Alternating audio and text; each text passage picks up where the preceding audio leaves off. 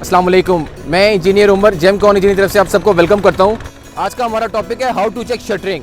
Shuttering का क्या level कैसे चेक करते हैं, शटरिंग की कितनी टाइप्स हैं। तो सबसे पहले आपको बताऊं कि शटरिंग 3 किस्म की होती है, कच्ची शटरिंग, प्लाई शटरिंग और स्टील की शटरिंग, जो कि पाकिस्तान में कॉमनली मोस्ट यूज़ हो रही है शटरिंग। जिस टाइम अभी यहाँ पे हम खड़े हैं, ये प्लाई की शटरिंग है और इसके नीचे फोल्डिंग पाइप्स लगे हुए हैं, और जो हमारी बैक साइड पे ये भी आप देख रहे हैं, ये भी फोल्डिंग लगी हुई है।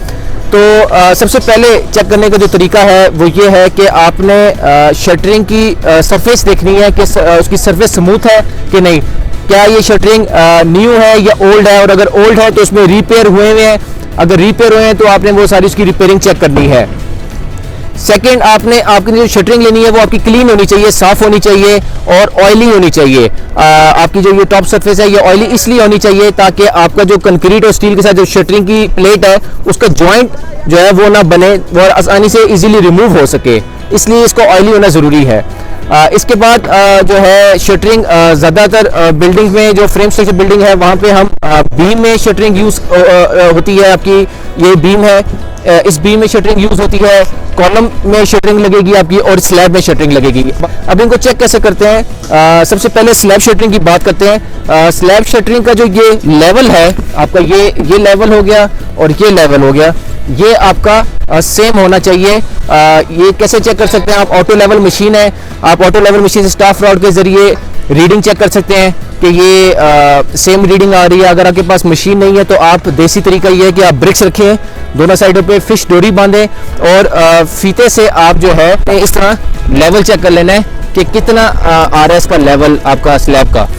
तो जब आपका लेवल टॉप का लेवल मेंटेन होना चाहिए। इसके बाद आपने जो शटरिंग की जो दो शटरिंग प्लेट्स में गैप नहीं होना चाहिए। अगर तो गैप आ रहा है तो आपने उसको प्रेसिंग के टेप के जरिए बंद कर देना, जैसे ये हुआ है कि गैप ना आए, ताकि जब कंक्रीट इसमें डलेगी तो बल्जिंग ना हो। स्लैब की जो शटरिंग की प्लेट्स हैं वो अगर ब्रेसिंग सही हुई हो, कसी हुई हो, मतलब इसकी जो सपोर्ट्स है वो आपने सही टाइट और रिजिड रखनी है। इसके बाद आपने इसमें जो है एमबीपी के पॉइंट्स देखने हैं, जैसे ये मार्कर से लगे हुए हैं, जहाँ जहाँ पे भी इलेक्ट्रिकल प्लम्बिंग के पॉइंट्स आ रहे हैं उसका लेआउट जो है इलेक्ट्रीशियन प्लम्बर कर देता है। स्टील वाले को पता चल जाता है यहाँ पे बॉक्स आना है, इलेक्ट्रिक बॉक्स, तो वो जगह छोड़ देता है।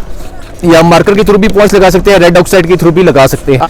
इसके बाद आपने जो बीम की शटरिंग है इसको चेक करने का वही तरीका है। आप को मैंने लास्ट वीडियो में जो प्लस्तर की वीडियो जिसमें बताया था कि प्लम बॉब के जरिए, साल के जरिए आप इसका वर्टिकल लेवल अलाइनमेंट चेक कर सकते हैं।